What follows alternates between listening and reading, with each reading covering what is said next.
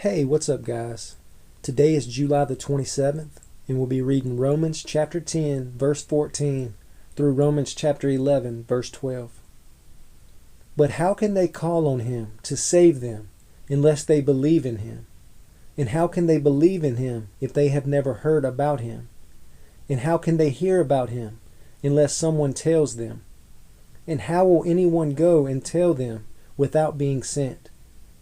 That is why the scriptures say, "How beautiful are the feet of messengers who bring good news." But not everyone welcomes the good news. For Isaiah the prophet said, "Lord, who has believed our message?" So faith comes from hearing, that is, hearing the good news about Christ. But I ask, have the people of Israel actually heard the message? Yes, they have.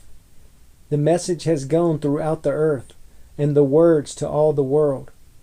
But I ask, did the people of Israel really understand?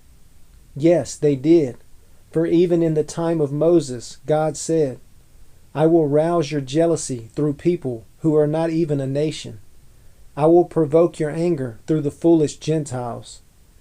And later Isaiah spoke boldly for God, saying, "I was found by people who were not looking for me. I showed myself to those who were not asking for me."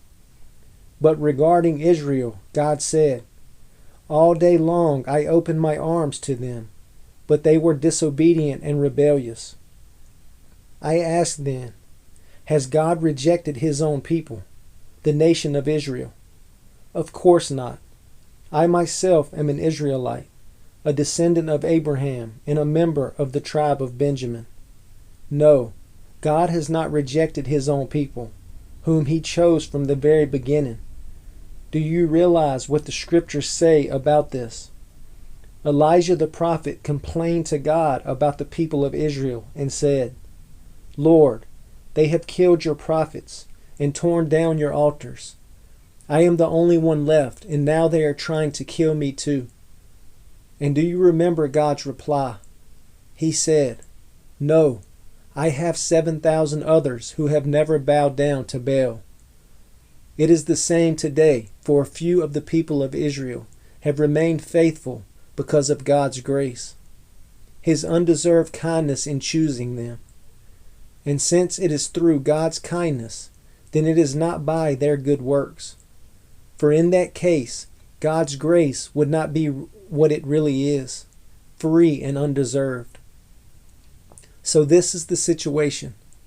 Most of the people of Israel have not found the favor of God they are looking for so earnestly. A few have, the ones God has chosen. But the hearts of the rest were hardened, as the scriptures say. God has put them into a deep sleep. To this day he has shut their eyes so they do not see, and closed their ears so they do not hear.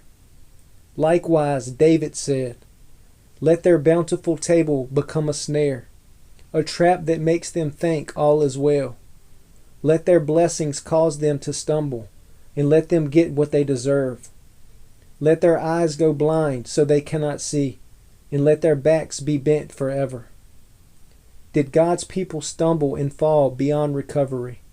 Of course not. They were disobedient, so God made salvation available to the Gentiles. But he wanted his own people to become jealous and claim it for themselves. Now, if the Gentiles were enriched because the people of Israel turned down God's offer of salvation, think how much greater a blessing the world will share when they finally accept it.